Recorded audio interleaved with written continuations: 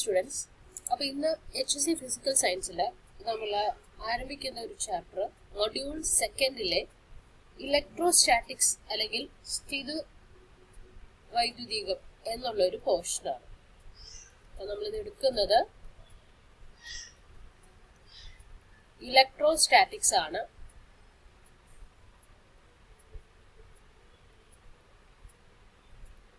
സ്ഥിതി വൈദ്യുതീകം.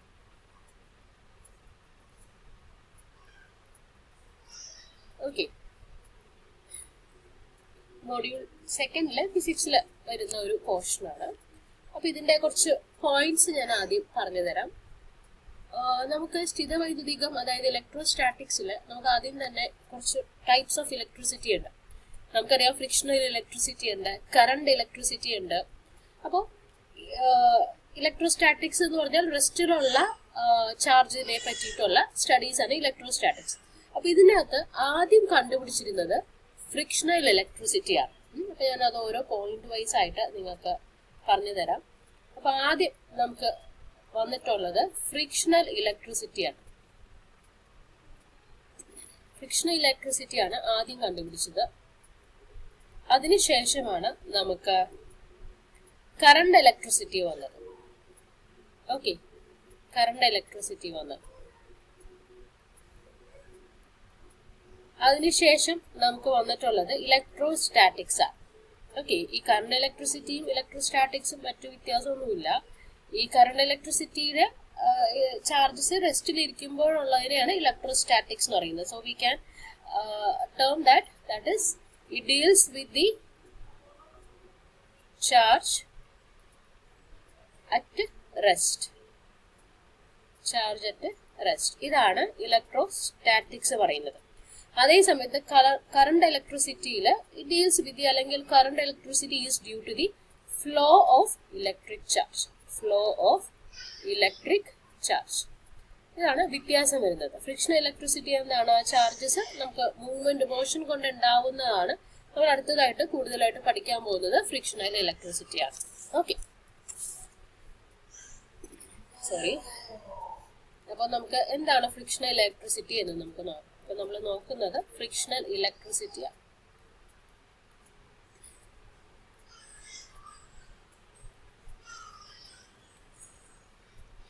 Okay, frictional ഇലക്ട്രിസിറ്റിയിൽ നമുക്ക് അല്ലെങ്കിൽ പറയാം ഉരസൽ മൂലമുള്ള വൈദ്യുതീകം, അല്ലെങ്കിൽ നമ്മുടെ ഇപ്പോൾ ക്വസ്റ്റ്യനിൽ നമുക്ക് വരുന്നത് ഘർഷണ വൈദ്യുതീകം എന്ന് പറഞ്ഞു കഴിഞ്ഞാൽ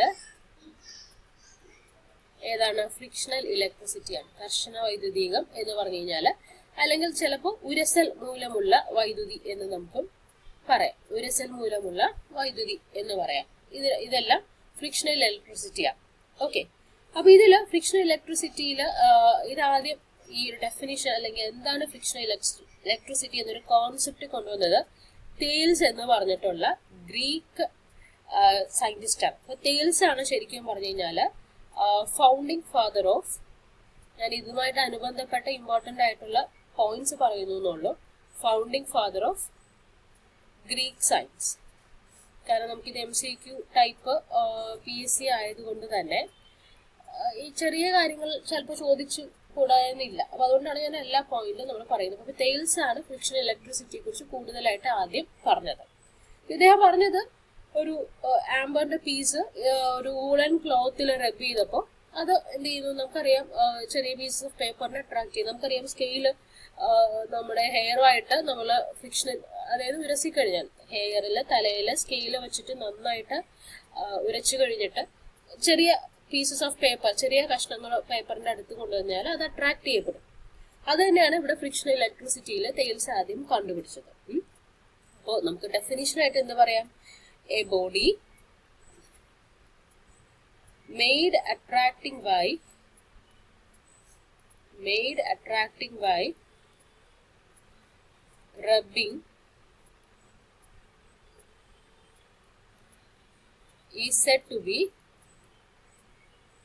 എന്ത് പറയാം? electrified by friction. Okay, electrified by friction.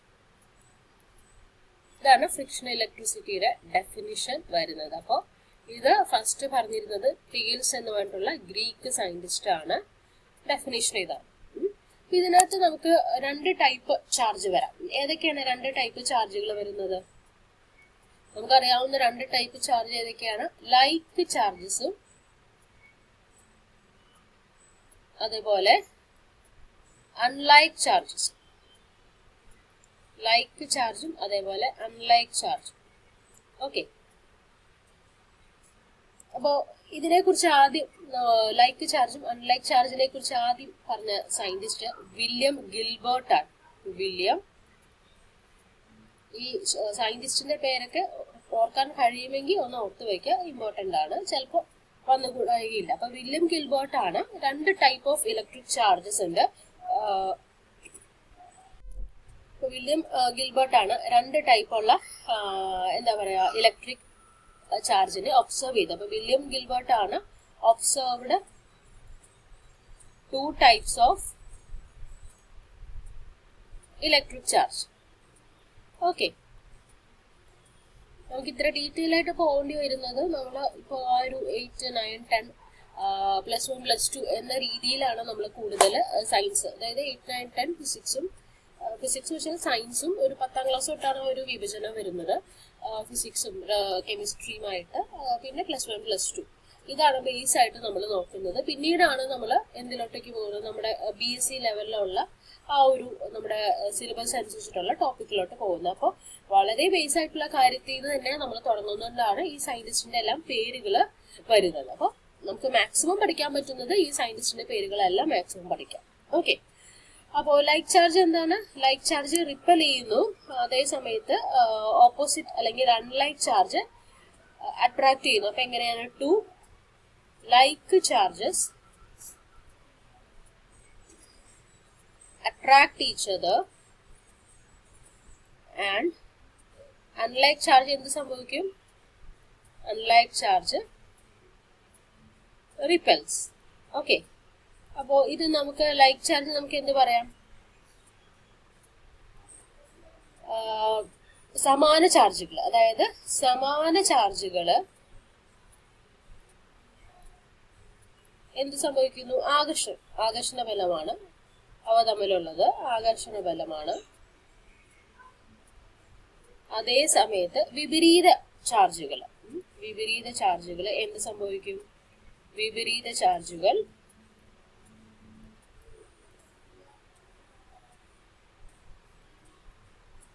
മാറിപ്പോയി ഇവിടെ.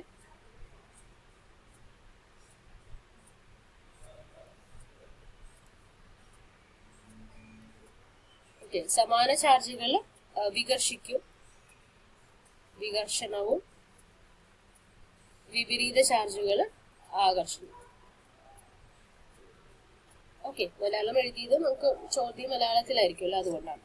അപ്പൊ ഇതിന്റെ തന്നെ രണ്ട് ടൈപ്പ് ചാർജ് ഏതൊക്കെയാണ്? ലൈക്ക് ചാർജും അൺലൈക്ക് ചാർജും. അതിൽ തന്നെ ലൈക്ക് ചാർജുകൾ എന്ന് പറഞ്ഞു കഴിഞ്ഞാൽ ഏതെല്ലാമാണ്, അൺലൈക്ക് ചാർജുകൾ എന്ന് പറഞ്ഞാൽ ഏതെല്ലാമാണ്, നമുക്കത് കൂടുതലായിട്ട് നോക്കാം.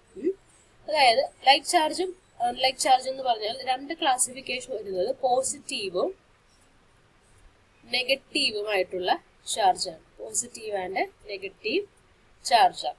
ഇത് ഇപ്പൊ മലയാളത്തിൽ പോസിറ്റീവ് നെഗറ്റീവ് തന്നെയാണ് പറയുന്നത്, അല്ലാതെ രണ്ടെണ്ണം ഉണ്ട്, ഋണ ചാർജും ധന ചാർജും. ആ ഒരു പേര് നമ്മുടെ ഒരു ക്വസ്റ്റ്യൻ പേപ്പറിൽ ഇപ്പൊ അവിടെ ഉപയോഗിക്കുന്നില്ല, അപ്പൊ നമുക്ക് പോസിറ്റീവ് നെഗറ്റീവ് തന്നെ ഉപയോഗിച്ചാൽ മതി. അപ്പൊ ഇത് കൂടുതലായിട്ട് ആദ്യം പഠിച്ചത് ബെഞ്ചമിൻ ഫ്രാങ്ക്ലിൻ ആണ്. ഓക്കെ, ബെഞ്ചമിൻ ഫ്രാങ്ക്ലിൻ ആണ് പോസിറ്റീവ് ചാർജ് നെഗറ്റീവ് ചാർജ് എന്നൊരു കൺവെൻഷൻ ആദ്യം കൊണ്ടുവന്നത്. ഓക്കെ, അപ്പൊ 3 സയന്റിസ്റ്റിന്റെ പേര് ഓർത്ത് വെക്കുക. ബെഞ്ചമിൻ ഫ്രാങ്ക്ലിൻ ആണ് പോസിറ്റീവ് നെഗറ്റീവ് എന്നൊരു ചാർജ്. ഈ ചാർജിനെ പറ്റിയിട്ട് നമുക്ക് പൊതുവായിട്ട് എന്തെല്ലാം അറിയാം എന്നുള്ളത് നമുക്ക് നോക്കാം. ഓക്കെ, ചാർജിനെ പറ്റിയിട്ട് നമുക്ക് എന്തൊക്കെ അറിയാം? ഒരു ബോഡിയില് മറ്റൊരു ബോഡിക്ക് ഒരു എന്താ പറയാ ഒരു സ്ഥിത വൈദ്യുത ബലം, അതായത് സ്റ്റാറ്റിക് ഇലക്ട്രിസിറ്റി ഉണ്ടാക്കാനായിട്ടുള്ള സവിശേഷത എന്തിനാണ്? ചാർജാണ്. ഇപ്പൊ ഒരു ചാർജ്ഡ് ബോഡി ഉണ്ട്, ഒരു അൺചാർജ്ഡ് ബോഡി ഉണ്ട് എന്ന് വിചാരിക്കാം. ഒരു ചാർജ് ഉള്ള വസ്തു, ഒരു ചാർജ് ഇല്ലാത്ത വസ്തു. അപ്പൊ നമുക്ക് ഈ ചാർജിങ് ബൈ കോണ്ടാക്ട് നമ്മളിനി പഠിക്കും. അത് ചാർജിങ് ബൈ കോണ്ടാക്ട് വഴി ഈ ചാർജ് ഉള്ള വസ്തുവിൽ നിന്ന്, ചാർജ്ഡ് ബോഡിയിൽ നിന്ന് അൺചാർജ്ഡ് ബോഡിയിലേക്ക് എന്ത് സംഭവിക്കും? ചാർജ് പാസ് ചെയ്യും, അല്ലെ? അപ്പൊ അത് സ്റ്റാറ്റിക് ഇലക്ട്രിസിറ്റി വഴിയാണ് അത് ചാർജ് ചെയ്യുന്നത്. അപ്പൊ നമുക്ക് പറയാം ചാർജ് എന്ന് പറഞ്ഞു കഴിഞ്ഞാല് ഒരു വസ്തുവിന് മറ്റൊരു വസ്തുവിന്മേൽ സ്ഥിത വൈദ്യുത ബലം പ്രയോഗിക്കാനുള്ള സവിശേഷതയാണ് ചാർജ് എന്ന് പറയുന്നത്. രണ്ട് ടൈപ്പ് ചാർജ് ഏതൊക്കെയാണ്? പോസിറ്റീവും നെഗറ്റീവ് ആയിട്ടുള്ള ചാർജ് ഉണ്ട്. പോസിറ്റീവ് അതേപോലെ നെഗറ്റീവ് ആയിട്ടുള്ള ചാർജുകളുണ്ട്. പിന്നെ നമ്മൾ നേരത്തെ പറഞ്ഞ പോലെ ലൈക്ക് ചാർജ് അല്ലെങ്കിൽ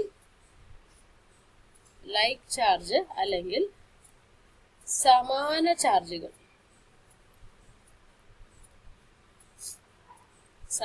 ചാർജുകൾ എന്ത് ചെയ്യുന്നു? റിപ്പൽ ചെയ്യുന്നു. വികർഷണമാണ് ഇവ തമ്മിലുള്ളത്. അതേപോലെ അൺലൈക്ക് ചാർജ് നമ്മൾ നേരത്തെ പറഞ്ഞ പോലെ വിപരീത ചാർജ് എന്തായിരിക്കും? അട്രാക്ഷൻ ആയിരിക്കും, ആകർഷണമായിരിക്കും. ഓക്കെ, ഇനി ഈ ചാർജിനെ ബേസ് ചെയ്തിട്ട് നമുക്ക് മെറ്റൽസിനെ എങ്ങനെ ഡിവൈഡ് ചെയ്യാം? ഒന്ന് കണ്ടക്ടേഴ്സ് ഉണ്ട്. കണ്ടക്ടേഴ്സ് നമുക്ക് എന്ത് പറയാം? ചാലകങ്ങൾ എന്ന് പറയാം. ചാലകങ്ങൾ എന്താണ്? അതേ കണ്ടക്ട് ചാർജസ് അല്ലെ, വൈദ്യുത ചാർജുകളെ കടത്തിവിടുന്ന വസ്തുക്കളാണ് എന്ത്? കണ്ടക്ട് ചാർജസ്, കണ്ടക്ടേഴ്സ് എന്ന് പറയുന്നത്. ഇതിന് എക്സാമ്പിൾ നമുക്ക് എന്ത് പറയാം? മെറ്റൽസ്, അതായത് ഇപ്പോൾ മെറ്റൽസ് നമുക്ക് സിൽവർ, അതുപോലെ കോപ്പർ, അലൂമിനിയം, ഇതെല്ലാം കണ്ടക്ടേഴ്സ് അല്ലെങ്കിൽ ചാലകങ്ങളാണ്. മറ്റൊരു മെറ്റൽസിലുള്ള ഡിവിഷൻ വരുന്നത് ഏതാണ്? സെമി കണ്ടക്ടേഴ്സ് ആണ്. ഇതെല്ലാം ചാർജിന്റെ ഒരു സവിശേഷമായിട്ടുള്ളതുകൊണ്ടാണ് ഇവിടെ പറയുന്നത്. അല്ലെങ്കിൽ നമുക്ക് പറയാം അർദ്ധചാലകങ്ങൾ. എന്താണത്? ഈ പാർഷ്യലി കണ്ടക്ട് ചാർജസ്, ഭാഗികമായിട്ട് ചാർജുകളെ കടത്തിവിടുന്നതാണ് പാർഷ്യലി കണ്ടക്ട് ചാർജസ്. ഓക്കെ, അപ്പൊ ഇതിന് ഉദാഹരണം വരുന്നത് നിങ്ങൾക്ക് അറിയാവുന്നതാണ്. സിലിക്കൺ ഉണ്ട്, ജർമേനിയം ഉണ്ട്, ഇതെല്ലാം ഇതിന് ഉദാഹരണങ്ങളാണ്. ഓക്കെ, ഇനി ഒരു ഡിവിഷനും കൂടിയാണ് ഉള്ളത് നമ്മുടെ ചാർജസിൽ വരുന്നത്. ഏതാണ്? ഇൻസുലേറ്റേഴ്സ് ആണ്. ഇൻസുലേറ്റേഴ്സ് തന്നെയാണ് പറയുന്നത്. ഇൻസുലേറ്റേഴ്സ് ആണ്. അപ്പോ എന്താണ്? Materials doesn't conduct charges.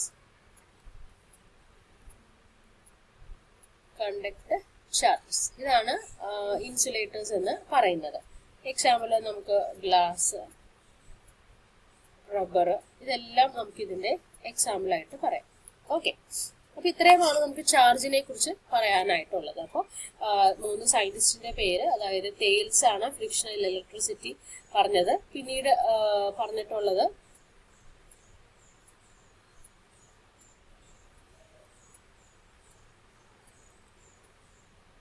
William Gilbert ആണ് പിന്നീട് പറഞ്ഞിട്ടുള്ളത്. പിന്നെ പറഞ്ഞിട്ടുള്ള സയന്റിസ്റ്റ് പോസിറ്റീവ് നെഗറ്റീവ് ചാർജിന്റെ ക്ലാസിഫിക്കേഷൻ കൊണ്ടുവന്ന് ബെഞ്ചമിൻ ഫ്രാങ്ക്ലിൻ ആണ്. ഇത്തരം കാര്യങ്ങളൊന്ന് നോട്ട് ചെയ്ത് നോക്കി. അടുത്ത് നമുക്ക് ഈ ഇലക്ട്രിഫിക്കേഷൻ ബൈ ഫ്രിക്ഷൻ, ഉരസൽ മൂലം കൊണ്ടുള്ള ഈ വൈദ്യുതീകം നമുക്ക് എന്തൊക്കെയാണ് ഇമ്പോർട്ടന്റ് ആയിട്ട് നോക്കേണ്ടതെന്ന് നമുക്ക് നോക്കാം. Electrification by friction. ഓക്കെ, അതായത് ഉരസൽ മൂലം നമ്മൾ ഘർഷണ വൈദ്യുതിക്ക് എന്തൊക്കെയാണ് ഇമ്പോർട്ടൻസ് എന്ന് നമുക്ക് നോക്കാം. ഇതിനകത്ത് കണ്ടക്ടേഴ്സ് മാത്രമാണ് ഫ്രിക്ഷൻ കൊണ്ട് എന്ത് ചെയ്യുന്നത്? ഇലക്ട്രിഫൈ ചെയ്യപ്പെടുന്നത്. അപ്പോൾ ഓൺലി കണ്ടക്ടേഴ്സ്. അതൊരു ഓപ്ഷൻ ആയിട്ട് നിങ്ങൾക്ക് ചോദിക്കാം, ഈ ഘർഷണ വൈദ്യുതീകം സംഭവിക്കുന്നത് താഴെ പറയുന്ന ഏത് വസ്തുവിലാണ് എന്ന് പറഞ്ഞിട്ട് 4 എക്സാമ്പിൾസ് നിങ്ങൾക്ക് തരാം ഓപ്ഷൻസ് ആയിട്ട്. അതിനകത്ത് കണ്ടക്ടർ ഏതാണെന്ന് നോക്കിയാൽ അത് മാത്രമായിരിക്കും ഇലക്ട്രിഫൈഡ് ബൈ ഫ്രിക്ഷൻ സംഭവിക്കുന്നത്. അപ്പൊ അത് ഒന്ന് നോട്ട് ചെയ്ത് വെക്കുക. ഒരു conductors are electrified by friction.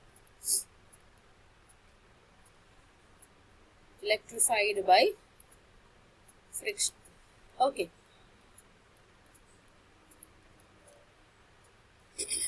അപ്പൊ ഇതിനകത്ത് നമുക്ക് എങ്ങനെയാണ് ഇലക്ട്രിഫിക്കേഷൻ വരുന്നത്? ഒന്ന്, ഇലക്ട്രോൺ ലൂസ് ചെയ്യുന്ന മെറ്റീരിയൽ അല്ലെങ്കിൽ ലൂസ് ചെയ്യുന്ന ആറ്റം പോസിറ്റീവായിട്ടും ഇലക്ട്രോൺ ആക്സെപ്റ്റ് ചെയ്യുന്ന ആറ്റം നെഗറ്റീവായിട്ടും ചാർജ് ചെയ്യപ്പെടുന്നു. അപ്പൊ എങ്ങനെയാണ് മെറ്റൽസ് അല്ലെങ്കിൽ ആറ്റംസ് നമുക്ക് എന്ത് പറയാം, ആറ്റംസ് ലൂസിങ് ഇലക്ട്രോൺസ് എന്തായിട്ട് വരുന്നു, ആർ പോസിറ്റീവ്. അതേപോലെ ആറ്റംസ് ആക്സെപ്റ്റിംഗ് ഇലക്ട്രോൺസ് ആർ എന്ന് പറയാം നമുക്ക് നെഗറ്റീവായിട്ട്. അങ്ങനെയാണ് രണ്ട് ചാർജ് വരുന്നത്. ഫോർ എക്സാമ്പിൾ, നമുക്ക് എക്സാമ്പിൾ ആയിട്ട് ഞാൻ നേരത്തെ പറഞ്ഞ പോലെ A comb running through hair, അല്ലെ മുടിയിൽ നമ്മൾ പതുക്കെ എന്താ പറയാ, മുടിയിൽ ചീകി കഴിഞ്ഞിട്ട് അല്ലെങ്കിൽ ഉരച്ചു കഴിഞ്ഞിട്ടുള്ള ആ ചീപ്പ് എന്ത് സംഭവിക്കുന്നു, running through dry hair, it attracts small bits of paper, അല്ലേ? ഇത് നമ്മുടെ ഈ ഇലക്ട്രിഫിക്കേഷന് ഉദാഹരണമാണ്. ഓക്കെ, ഇതാണ് ശരിക്കും അവിടെ സംഭവിക്കുന്നത്.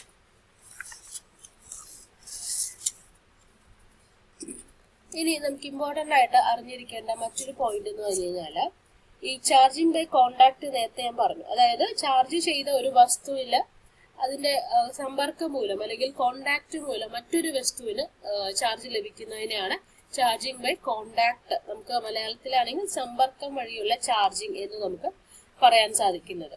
അപ്പൊ എന്താണ് നമുക്ക് ചാർജിങ് ബൈ കോണ്ടാക്ട് എന്ന് പറഞ്ഞു കഴിഞ്ഞാൽ,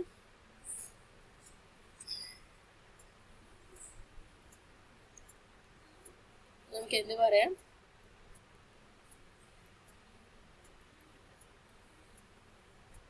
ഒരു വസ്തുവിന് ചാർജ്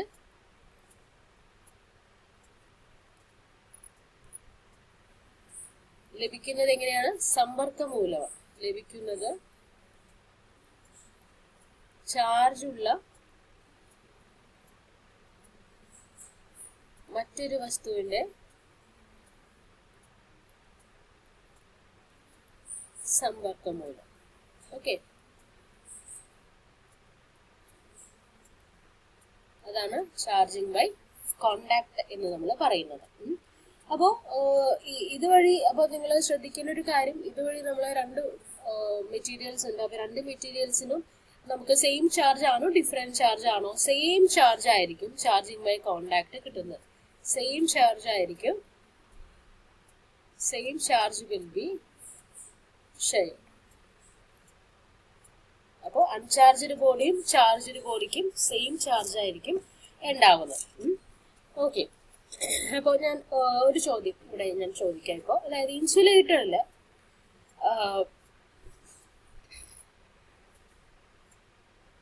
എന്താ ഈ ഫ്രിക്ഷൻ മൂലം ചാർജ് ലഭിക്കുന്നതിനുള്ള കാരണം എന്താണ്? ഏതാണ്? In insulators due to friction അല്ലെങ്കിൽ ഉരസൽ മൂലം ഇൻസുലേറ്ററിൽ ചാർജ് ലഭിക്കുന്നു. Insulator due to friction they got charged. അതിന്റെ റീസൺ ആണ്, ഞാനൊരു ഓപ്ഷൻ ആയിട്ടല്ല, റീസൺ ആയിട്ടാണ്. റീസൺ എന്തായിരിക്കും? ഇൻസുലേറ്റേഴ്സിൽ ഫ്രിക്ഷൻ കൊണ്ട് ചാർജ് ലഭിക്കുന്നതിന് കാരണം എന്താണ്? ആ ചാർജസ് ഒരു സ്ഥലത്ത് തന്നെ കണ്ടിന്യൂ ചെയ്യണം, വേറൊരു സ്ഥലത്തേക്ക് അത് എന്താ പറയാ ഫ്ലോ ചെയ്യാതെ ഒരു സ്ഥലത്ത് തന്നെ ആ ചാർജ് ഇരിക്കുന്നതുകൊണ്ടാണ് ഇൻസുലേറ്റേഴ്സിന് എന്താ പറയാ by friction, due to friction എന്ത് കിട്ടുന്നത്? നേരത്തെ നമ്മൾ സ്കെയിലിന്റെ കോമ്പിന്റെ കാര്യം പറഞ്ഞില്ല, ചീപ്പും സ്കെയിലും ഒക്കെ നമുക്കറിയാം. സ്കെയിലൊക്കെ പ്ലാസ്റ്റിക് ആണ്. അപ്പൊ അവിടെ കിട്ടുന്ന ചാർജ് ആ ഒരു സ്കെയിലിൽ നമ്മൾ ആ ഒരസൽ കൊടുത്ത ആ ഒരു പോർഷനിൽ മാത്രമായിട്ടാണ് ചാർജ് കൂടി ചേർന്നിരിക്കുക. അപ്പൊ അതുകൊണ്ടാണ് അവിടെ ചാർജസ് ഉണ്ടാവുന്നത്. അതേസമയത്ത് നമുക്ക് സ്പൂൺ, നമ്മൾ ഇതേപോലെ ഒരു സ്പൂൺ ചെയ്ത് കഴിഞ്ഞ് കഴിഞ്ഞാൽ എന്തുകൊണ്ടാണ് അതിന് ചാർജ് ലഭിക്കാത്തത്? അതിന് കാരണം അതിന്റെ സർഫസിൽ ആ ചാർജ് സ്പ്രെഡ് ആയിട്ട് പോകുന്നു. ഇൻസുലേറ്ററിൽ അത് സ്പ്രെഡ് ആവാതെ ഒരു സ്ഥലത്ത് കൂടിച്ചേർന്ന് ഇരിക്കുന്നതുകൊണ്ടാണ് ഇപ്പം ഈ നമ്മള് ചീപ്പ് കീറുമ്പോഴും അല്ലെങ്കിൽ ചീപ്പ് കീറുമ്പോൾ തലയിൽ ഉരയ്ക്കുമ്പോഴും അല്ലെങ്കിൽ ഒരു സ്കെയില് തലയിൽ ഉരച്ചിട്ട് ചെറിയ പീസസ് ഓഫ് പേപ്പറിന്റെ അടുത്ത് കൊണ്ടുവരുമ്പോൾ അത് അട്രാക്ട് ചെയ്യപ്പെടുന്നത്. അതേ സമയത്ത് ഒരു സ്പൂണ് നമ്മൾ അങ്ങനെ ചെയ്യുകയാണെങ്കിൽ അതിന്റെ സർഫസിൽ ആ ചാർജ് സ്പ്രെഡ് ചെയ്തിട്ട് പോകും, ഈക്വൽ ആയിട്ട് സ്പ്രെഡ് ചെയ്തിട്ട് പോകും. അതിന് ആ ഒരു കഴിവുണ്ടാവില്ല, ഇലക്ട്രോസ്റ്റാറ്റിക് ചാർജുകൾ അവിടെ ഉണ്ടാവില്ല. അതുകൊണ്ടാണ് അവയ്ക്ക് ചാർജ് ലഭിക്കാത്തതിനുള്ള ഒരു കാരണം. അപ്പൊ ഇതെല്ലാം ചാർജിന്റെ ഒരു കീഴെ വരുന്ന ഒരു പോയിന്റ്സ് ആണ്. നിങ്ങൾ അതെല്ലാം വ്യക്തമായിട്ടൊന്ന് നോട്ട് ചെയ്ത് വെക്കുക. ഓക്കെ, ഇനി അടുത്തൊരു ഇമ്പോർട്ടൻ്റ് ആയിട്ടുള്ള ഒരു ടോപ്പിക്കാണ് നമ്മൾ നോക്കുന്നത്. ഇലക്ട്രോസ്റ്റാറ്റിക് ഇൻഡക്ഷൻ ആണ്. നമ്മൾ ഫ്രിക്ഷണൽ ഇലക്ട്രിസിറ്റി നോക്കി. അടുത്ത നമ്മൾ ഇമ്പോർട്ടൻ്റ് ആയിട്ട് ഇലക്ട്രോസ്റ്റാറ്റിക് ഇൻഡക്ഷൻ ആണ്. ഇത് ഇമ്പോർട്ടൻ്റ് ആയിട്ടുള്ള ഒരു ടോപ്പിക്കാണ്. ഇലക്ട്രോസ്റ്റാറ്റിക് ഇൻഡക്ഷൻ അല്ലെങ്കിൽ സ്ഥിതവൈദ്യുതിക പ്രേരണം എന്ന് നമുക്ക് പറയാം.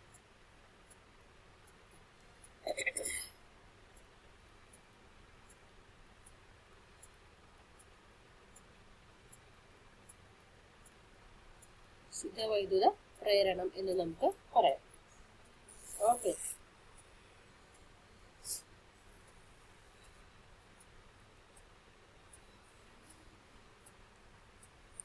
എന്താണ് ഇത് പറയുന്നത്? നമുക്കൊരു ചാർജ് ഉള്ള ഒരു ബോഡിയുടെ അടുത്ത് നമുക്കൊരു ചാർജ് ഇല്ലാത്ത, ഫോർ എക്സാമ്പിൾ ഞാൻ ഇവിടെ ഒരു ഫിഗർ വരയ്ക്കാം. അപ്പൊ നിങ്ങൾക്ക് ഇത് കുറച്ചും കൂടി വ്യക്തമായിട്ട് നിങ്ങൾക്ക് മനസ്സിലാക്കാൻ സാധിക്കും. ഇതിപ്പോ ഒരു ചാർജ് ഇല്ലാത്ത ഒരു ബോഡിയാണ്.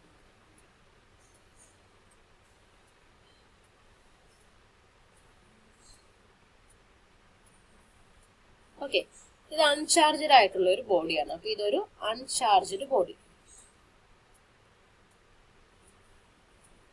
അപ്പൊ ഈ അൺചാർജഡ് ബോഡിയുടെ അടുത്ത് ഞാൻ ചാർജ് ഉള്ള ഒരു ബോഡി, ഇപ്പൊ ഒരു സ്റ്റിക്ക്, ഇത് നെഗറ്റീവ് ചാർജാണ്. ഈ നെഗറ്റീവ് ചാർജ് ഉള്ള ഒരു ഒബ്ജക്റ്റ് കൊണ്ടുവരാം. ഇവിടെ ടച്ച് ചെയ്തിട്ടില്ല, കൊണ്ടുവരാം. അപ്പൊ എന്ത് സംഭവിക്കും? ഇവിടെ സംഭവിക്കുന്ന പ്രോസസ് എന്ന് വെച്ച് കഴിഞ്ഞാല് ഈ ചാർജ് ഇല്ലാത്ത ബോഡി, ഞാൻ രണ്ടാമതൊരു ഫിഗർ വരയ്ക്കാം.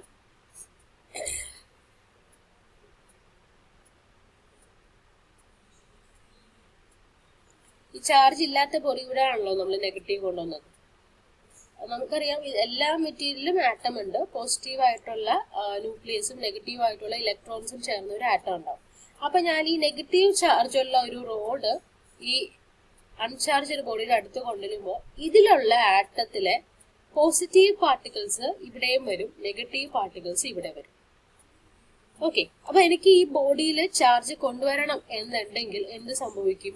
ഞാൻ ഈ ഒരു മെറ്റീരിയല് എന്ത് ചെയ്യും? ചാർജ് ചെയ്യും. ഈ ഒരു മെറ്റീരിയൽ ഞാൻ എർത്തിങ്, ഈ ഒരു മെറ്റീരിയൽ ഞാൻ എർത്തിങ്. അപ്പൊ ഞാനൊരു അൺചാർജഡ് ബോഡി, അതിനകത്ത് അടുത്തേക്ക് ഒരു നെഗറ്റീവ് ചാർജ് ഉള്ള ഒരു റോഡ് കൊണ്ടുവരികയാണ്. അപ്പൊ ഇതിനകത്തുള്ള ആറ്റം പോസിറ്റീവ് ചാർജ് ഉള്ള ന്യൂക്ലിയസ് ഇങ്ങോട്ടേക്കും നെഗറ്റീവ് ചാർജ് ഉള്ള ഇലക്ട്രോൺസ് ഇങ്ങനെ സ്പ്ലിറ്റ് ചെയ്യും. അപ്പൊ ഈ ഇങ്ങനെ ചാർജ് ഇങ്ങനെ ഡിവൈഡ് ചെയ്തിട്ടുള്ള ഈ ബോഡി ഞാൻ എർത്ത് ചെയ്യുമ്പോൾ എന്ത് സംഭവിക്കും? ഈ നെഗറ്റീവ് ചാർജസ് പോകും. ബാക്കി എന്ത് മാത്രമാകും? ഇതിനകത്തേക്ക് പോസിറ്റീവ് ചാർജ് മാത്രമാവും. ഞാൻ ഈ റോഡും മാറ്റി, അപ്പൊ ഈ പോസിറ്റീവ് ചാർജ് മാത്രമായി. അപ്പൊ ഇങ്ങനെ കോണ്ടാക്ട് ഇല്ലാതെ ഒരു ചാർജ്ഡ് ബോഡിയിൽ നിന്നും അൺചാർജ്ഡ് ബോഡിയിലേക്ക് ഈ ചാർജസ് പാസ് ചെയ്യുന്നതിനെയാണ് നമ്മൾ എന്ത് പറയുന്നത്? ചാർജിങ് ബൈ ഇൻഡക്ഷൻ അല്ലെങ്കിൽ സ്ഥിത വൈദ്യുത പ്രേരണം എന്ന് നമ്മൾ പറയുന്നത്. അപ്പൊ അതിന്റെ ഡെഫിനിഷൻ നമുക്ക് നോക്കാം എങ്ങനെയാ എഴുതുന്നതെന്ന്. സ്ഥിത വൈദ്യുത പ്രേരണം അല്ലെങ്കിൽ ചാർജിങ് ബൈ ഇലക്ട്രോസ്റ്റാറ്റിക് ഇൻഡക്ഷൻ അല്ലെങ്കിൽ ചാർജിങ് ബൈ ഇൻഡക്ഷൻ എന്ന് പറഞ്ഞു കഴിഞ്ഞാൽ the process of giving a charge of opposite sign. കാരണം നമ്മൾ നേരത്തെ നോക്കിയപ്പോ നെഗറ്റീവ് റോഡാണ് കൊണ്ടുവന്നത്, പക്ഷെ പോസിറ്റീവ് ചാർജ് ആണ് കിട്ടിയത്. Opposite sign on a body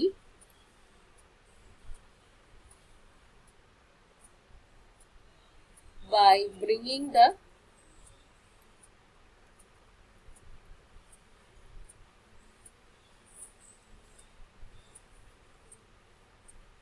another charged body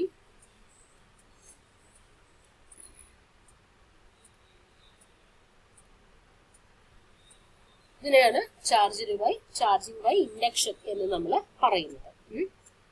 okay, അപ്പൊ ഇതിനൊരു എക്സാമ്പിൾ നമുക്ക് ഇലക്ട്രോസ്കോപ്പ്, ഇത് കൂടുതലായിട്ട് വ്യക്തമാക്കുന്നത് ലാബിലെല്ലാം വ്യക്തമാക്കുന്നത് ഇലക്ട്രോസ്കോപ്പ് എന്നൊരു എക്സ്പെരിമെന്റ് വഴിയാണ്. അതാണ് ഇതിനെ കൂടുതലായിട്ടും പറയുന്നത്. ഓക്കെ,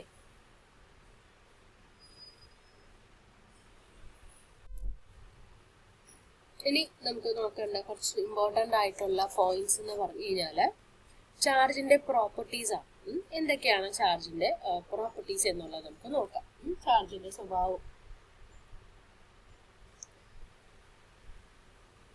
എന്തെല്ലാം എന്ന് നമുക്ക് നോക്കാം.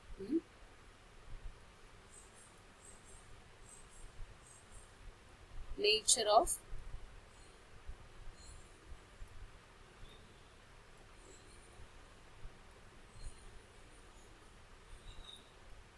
Electric charge. അപ്പോ ചാർജ് പോസിറ്റീവ് ആകാം, നെഗറ്റീവ് ആകാം. അപ്പോ നമ്മൾ ഫണ്ടമെന്റൽ ആയിട്ട് എടുക്കുന്നത് എപ്പോഴും ഇലക്ട്രോണിന്റെ വാല്യൂ ആണ്. ഫണ്ടമെന്റൽ വാല്യൂ ആയിട്ട് എടുക്കുന്നത്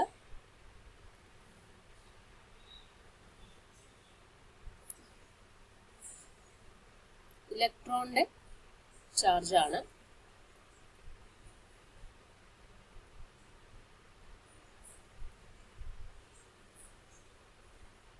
വാല്യൂ ഇസ് ഓഫ് ഇലക്ട്രോൺ. അപ്പോൾ ഒരു ഇലക്ട്രോണിന്റെ വാല്യൂ എന്ന് പറഞ്ഞു കഴിഞ്ഞാൽ 1.6 ഇൻറ്റു 10⁻⁻19 കൂളംബ് ആണ്. ഇതാണ് യൂണിറ്റ് വരുന്നത്. ഇത് ചാർജിന്റെ വാല്യൂ ആണ്. യൂണിറ്റ് ഉൾപ്പെടെ ഓർത്തു വെക്കാം. ഓക്കെ, ഇതാണ് ഒരു ഇലക്ട്രോണിന്റെ ചാർജ്. പ്രോട്ടോൺ ആണെങ്കിൽ പോസിറ്റീവ് ആയിരിക്കും, ഇലക്ട്രോൺ ആണെങ്കിൽ നെഗറ്റീവ് ആയിരിക്കും ചാർജ് വരുന്നത്. അപ്പോൾ ഇലക്ട്രോണിന്റെ ചാർജ് നമ്മൾ നെഗറ്റീവ് എന്ന് എടുക്കും. ഇതെന്ന് പറഞ്ഞാൽ ഇ ആണ്. അപ്പൊ ഇലക്ട്രോൺ എന്ന് പറഞ്ഞു കഴിഞ്ഞാല് നെഗറ്റീവ് ഇ ആണ്. പ്രോട്ടോൺ എന്ന് പറഞ്ഞു കഴിഞ്ഞാല് പോസിറ്റീവ് ഇ ആണ്. ന്യൂട്രോൺ എന്ന് പറഞ്ഞു കഴിഞ്ഞാല് അതിന്റെ ചാർജ് 0 ആണ്. ഇത് ചാർജിന്റെ ഓരോന്നിന്റെയും ചാർജ്. ന്യൂട്രോണിന്റെ ചാർജ് എന്ന് പറഞ്ഞാൽ 0 ആണ്. അപ്പൊ ഇതിനകത്ത് ആദ്യം നമുക്ക് നോക്കേണ്ടത് ക്വാണ്ടൈസേഷൻ ഓഫ് ചാർജ്. ചാർജിന്റെ ക്വാണ്ടീകരണം എന്ന് പറഞ്ഞു കഴിഞ്ഞാൽ എന്താണ് എന്ന് നമുക്ക് നോക്കാം. എന്താണ് ക്വാണ്ടൈസേഷൻ ഓഫ് ചാർജ്?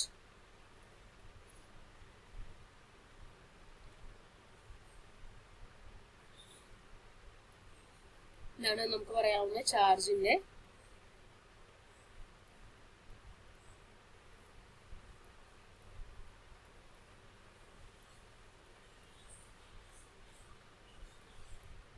ക്വാണ്ടീകരണം. ഇതിന്റെ മീനിങ് എന്താണ്? നമുക്ക് പറയാം, ഒരു ചാർജ് എപ്പോഴും ഒരു ബോഡിയിലോ ഒരു വസ്തുവിലുള്ള ചാർജ് ഇലക്ട്രോണിന്റെ ചാർജ് അതിന്റെ പൂർണ്ണ ഗുണിതത്തിന്റെ ഫലമായിരിക്കും. അതായത് 1, 2, 3 എന്ന് പറയുന്നതിന്റെ എല്ലാം ഗുണിതമായിരിക്കും, പൂർണ്ണ ഗുണിതമായിരിക്കും ഒരു വസ്തുവിൽ ഉള്ള ചാർജില് ഇലക്ട്രോണിന്റെ എണ്ണം, ഇലക്ട്രോണിന്റെ അളവ് പറയുന്നത്. അപ്പൊ ഒരു വസ്തുവിലുള്ള ചാർജ് നമുക്ക് എങ്ങനെ പറയാം? അതിലുള്ള ഇലക്ട്രോണിന്റെ പൂർണ്ണ ഗുണിതങ്ങളായിരിക്കും. അതായത് ഇൻഡിജർ മൾട്ടിപ്ലിക്കൻസ് ആയിരിക്കും ഒരു ബോഡിയിലുള്ള ചാർജ്. അപ്പൊ total charge is an integral multiple of fundamental charge, that is integral multiple of electron. അപ്പൊ എന്താണ് ക്വാണ്ടൈസേഷൻ ഓഫ് ചാർജ് എന്ന് പറഞ്ഞു കഴിഞ്ഞാൽ any body has a total charge which is an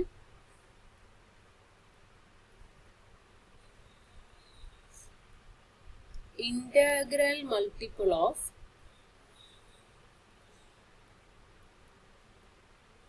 electron. അതായത് നമുക്ക് പറയാം പൂർണ്ണ ഗുണിതമായിരിക്കും. ഓക്കെ, അപ്പൊ നമുക്കത് ഇക്വേഷൻ ആയിട്ട് എങ്ങനെ എഴുതാം? Q is equal to, Q ആണ് ചാർജ് ആയിട്ട് ഉദ്ദേശിക്കുന്നത്, പ്ലസ് ഓർ മൈനസ്, അതായത് പ്രോട്ടോണോ നെഗറ്റീവോ N ഇൻറ്റു ഇ. ഇതാണ് നമ്മുടെ ഈ ഒരു പറഞ്ഞ സ്റ്റേറ്റ്മെന്റ് ഇക്വേഷൻ രൂപത്തിൽ എഴുതുക. N എന്ന് പറഞ്ഞു കഴിഞ്ഞാൽ 1, 2, 3 എക്സെട്ര. ഈ നമ്മൾ നേരത്തെ എഴുതിയ വാല്യൂ. ഓക്കെ, ഇതാണ് നമുക്ക് വരുന്നത്. അപ്പൊ അങ്ങനെയാണെങ്കിൽ ഒരു കുളമ്പിലുള്ള നമുക്ക് എത്ര ഇലക്ട്രോൺ ഒരു കുളമ്പിൽ ഉണ്ടാവണം എന്നൊരു ചോദ്യം ചോദിക്കുകയാണെങ്കിൽ നമുക്ക് എങ്ങനെ പറയാനായിട്ട് സാധിക്കും? അപ്പൊ എന്റെ നമ്പർ ഓഫ് ചാർജ് ആണ്, N number of charge. Okay, അപ്പൊ എൻ്റെ ഒരു ചോദ്യം ഞാനിവിടെ ചോദിക്കാം. How many electrons are there in 1 coulomb. 1 coulomb ചാർജിൽ എത്ര ഇലക്ട്രോൺസ് ഉണ്ട് എന്ന് ചോദിക്കുകയാണ്. അപ്പൊ എന്ത് കണ്ടുപിടിക്കണം? അപ്പൊ ഇതാണ് equation. Q is equal to NE. ഇതില് N ആണ് നമ്മളോട് ചോദിച്ചിരിക്കുന്നത്. E നമുക്കറിയാം എത്രയാണ്? 1.6 into 10 raised to minus 19 coulomb. Charge എന്താ പറഞ്ഞിരിക്കുന്നത്? 1 coulomb എന്നാണ് പറഞ്ഞിരിക്കുന്നത്. അപ്പൊ ഇതിനകത്ത് നിന്ന് N കാണാൻ എന്ത് ചെയ്താൽ മതി? ഈ E-നെ ഡിവൈഡ് ചെയ്യുമ്പോൾ Q ഡിവൈഡഡ് ബൈ E ചെയ്താൽ മതി. അപ്പൊ എന്താണ്? 1 coulomb divided by 1.6 10 raised to minus 6 coulomb. അപ്പൊ ഇത് ചെയ്യുമ്പോൾ നമുക്ക് കിട്ടുന്നത് എന്തായിരിക്കും? 6.25 into 10 raised to 18. ഇത്രയും എണ്ണമാണ് ഒരു കൂളംബ് ചാർജിലുള്ള ഇലക്ട്രോൺസ്. അപ്പൊ എത്ര ഇലക്ട്രോൺസ് ഉണ്ട്? 6.25 into 10 raised to 18 ഇലക്ട്രോൺസ് ആണ് ഒരു കൂളംബില് വരുന്ന ചാർജ്. ഓക്കെ, ഇതാണ് ഫസ്റ്റ് നമ്മുടെ ചാർജിന്റെ പ്രോപ്പർട്ടീസിൽ വരുന്നത്, ക്വാണ്ടൈസേഷൻ ഓഫ് ചാർജ്. രണ്ടാമത്തേന്ന് പറഞ്ഞാൽ അഡിറ്റിവിറ്റി, ചാർജുകളുടെ എന്താ പറയാ സങ്കലനമാണ് വരുന്നത്. നമുക്ക് പറയാം അഡിറ്റിവിറ്റി ഓഫ്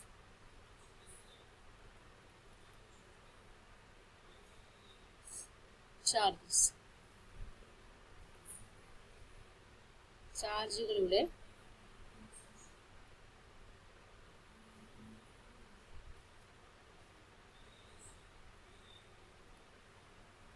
സങ്കലനം. അതായത് നമുക്ക് എന്ത് പറയാൻ പറ്റും? ഒരു സിസ്റ്റത്തിലെ ടോട്ടൽ ചാർജ് എന്ന് പറയുന്നത് ആ സിസ്റ്റത്തിലുള്ള ചെറിയ ചെറിയ ബോഡീസിന്റെ ചാർജ് തമ്മിലുള്ള അഡീഷൻ ആണ് ആ സിസ്റ്റത്തിലുള്ള ടോട്ടൽ ചാർജ് എന്ന് നമുക്ക് പറയാം.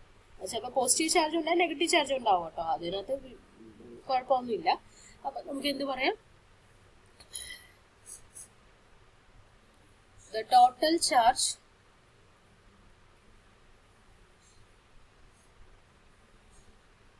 in a system is the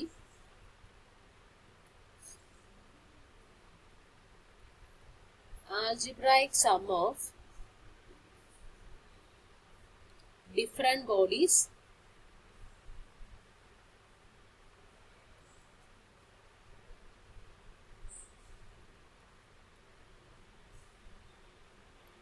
in the system.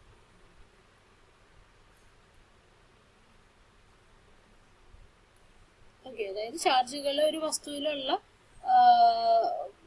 പല ചാർജിന്റെ എല്ലാം ആകത്തുകയാണ് ആ വസ്തുവിലുള്ള ടോട്ടൽ ചാർജ്. ഇപ്പം നമുക്കൊരു ബോഡി ഞാൻ വരയ്ക്കുകയാണ്. ഇതിനകത്തൊരു Q1, Q2, Q3 എന്ന് പറഞ്ഞ ചാർജ് ഉണ്ടെങ്കിൽ ടോട്ടൽ ചാർജ് Q ടോട്ടൽ എന്ന് പറഞ്ഞു കഴിഞ്ഞാൽ എനിക്ക് എങ്ങനെ എഴുതാം? Q1 plus Q2 plus Q3. ഇതിനകത്ത് ഇപ്പോൾ 3 ഉള്ളൂ. ഓക്കെ, ഇതാണ് അഡിറ്റിവിറ്റി ഓഫ് ചാർജ് എന്ന് പറയുന്നത്. അടുത്തൊരു പ്രോപ്പർട്ടി എന്ന് പറയുന്നത് conservation of charge. Conservation of charge. അപ്പൊ നമുക്ക് എന്ത് പറയാം? ചാർജ് സംരക്ഷണ നിയമം. ഇപ്പൊ കൺസർവേഷൻ എന്ന് പറഞ്ഞു കഴിഞ്ഞാൽ എന്താണ്? നമ്മളൊരു സിസ്റ്റം എടുത്തു കഴിഞ്ഞു കഴിഞ്ഞാൽ അതിനകത്ത് ടോട്ടൽ ചാർജ് കൺസേർവ്ഡ് ആയിരിക്കും, ടോട്ടൽ ചാർജ് കോൺസ്റ്റന്റ് ആയിട്ടിരിക്കും. ഒരു ഐസൊലേറ്റഡ് ചാർജ് ആയിരിക്കും, അല്ല ഒരു ഐസൊലേറ്റഡ് സിസ്റ്റം ആയിരിക്കും. അതായത് ബാഹ്യ വസ്തുക്കളുമായിട്ട് യാതൊരു രീതിയിലുള്ള ഒരു കോണ്ടാക്റ്റും ഇല്ലാത്ത ഒരു സിസ്റ്റം ആയിരിക്കണം. അപ്പൊ അങ്ങനെയുള്ള ഐസൊലേറ്റഡ് സിസ്റ്റത്തില് ടോട്ടൽ ചാർജ് എന്തായിരിക്കും? കോൺസ്റ്റന്റ് ആയിരിക്കും. അപ്പൊ നമുക്ക് എങ്ങനെ എഴുതാം? Total charge of an isolated system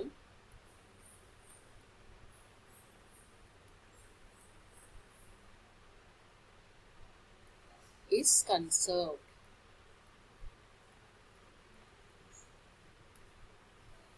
okay, ഇത്രയുമാണ് ചാർജിന്റെ പ്രോപ്പർട്ടീസ് വരുന്നത്.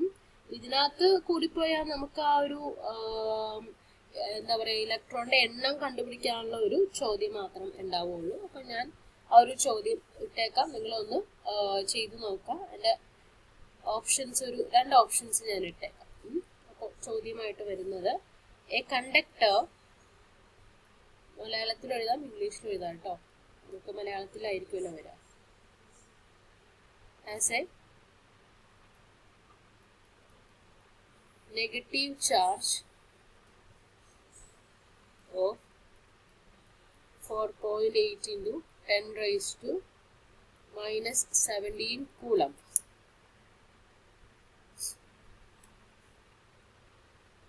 Find the number of electrons. അപ്പോൾ നമുക്ക് എന്ത് പറയാം, ഒരു ചാലകത്തിൽ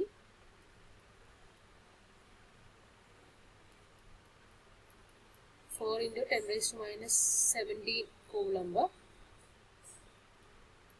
നെഗറ്റീവ് ചാർജുകളുണ്ട്.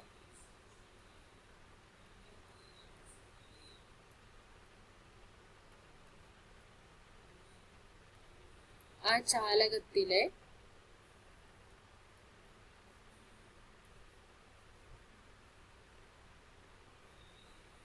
ഇലക്ട്രോണിന്റെ എണ്ണം.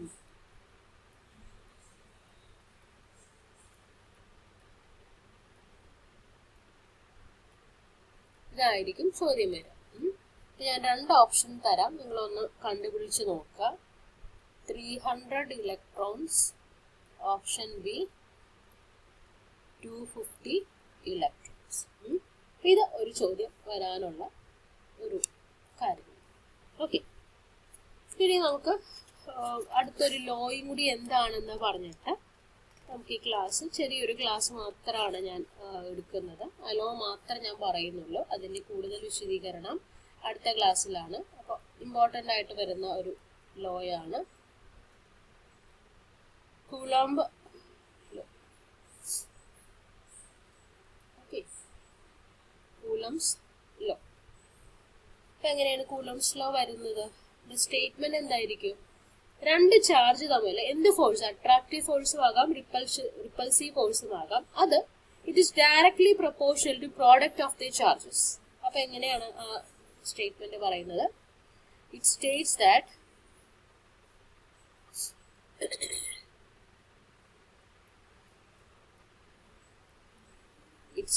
that the force of attraction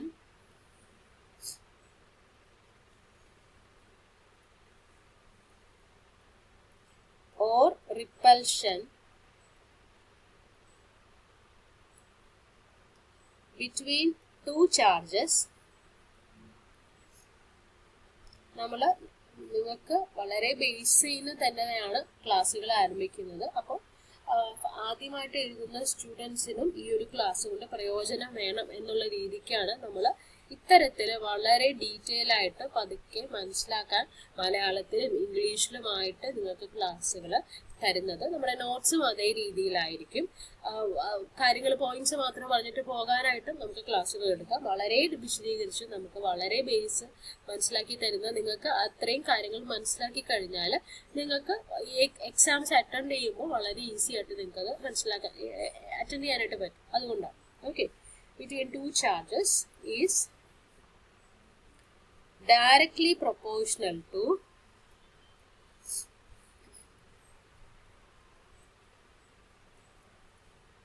product of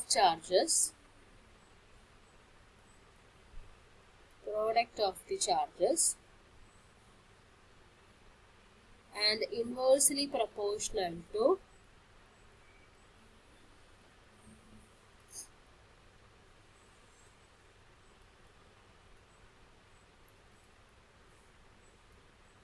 square of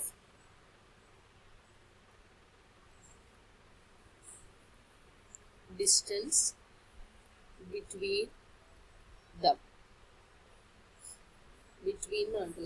ഇതാണ് കൂളംസ് ലോ പറയുന്നത്.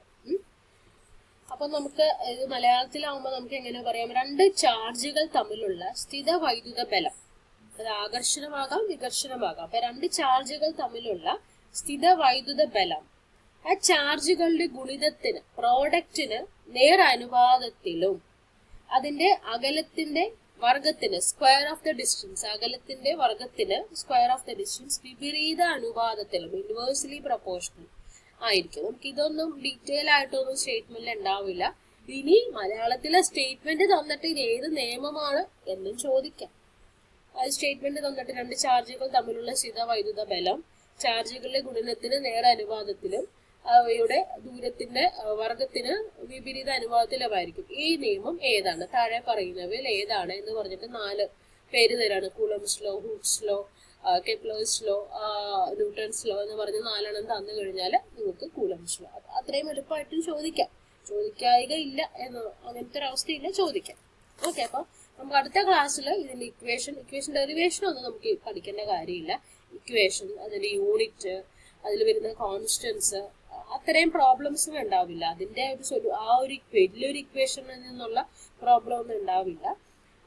അപ്പൊ ഇത്രയും കാര്യങ്ങൾ നമുക്ക് അടുത്ത ക്ലാസ്സിൽ വിശദമായിട്ട് പഠിക്കാം. അപ്പോൾ ഇത്ര ഡീറ്റെയിൽ ആയിട്ടാണ് നമ്മൾ ക്ലാസ് കണ്ടക്ട് ചെയ്യുന്നത്. അപ്പോൾ ഇത് എന്തുകൊണ്ടാണ് ഇത്ര ഡീറ്റെയിൽ ആയിട്ട് ഇത്ര പതുക്കെ എല്ലാ കാര്യങ്ങളും മലയാളത്തിൽ ഇംഗ്ലീഷിലും പറയുന്നതെന്ന് വെച്ച് കഴിഞ്ഞാൽ ആദ്യമായിട്ട് എഴുതുന്ന സ്റ്റുഡൻസ് ഉണ്ടാവും, എഴുതി തഴക്കം വന്നവരുണ്ടാവും, ചിലർക്ക് 1-2 മാർക്കിന് റാങ്ക് ലിസ്റ്റിന് ഇടം കിട്ടാതെ വന്നവരുണ്ടാവും. അതാണ് പ്രാക്ടീസ് ചെയ്തിട്ട് കിട്ടാതെ വരുന്നത്. അങ്ങനെയുള്ളവർക്ക് ഇത് ചിലപ്പോൾ ഒരു ബോറിംഗ് ആയിട്ട് തോന്നും. ചിലപ്പോൾ ഇതിനകത്തുനിന്ന് ഏതെങ്കിലും ചോദ്യം വിട്ടുപോയവരായിരിക്കാം അവർ.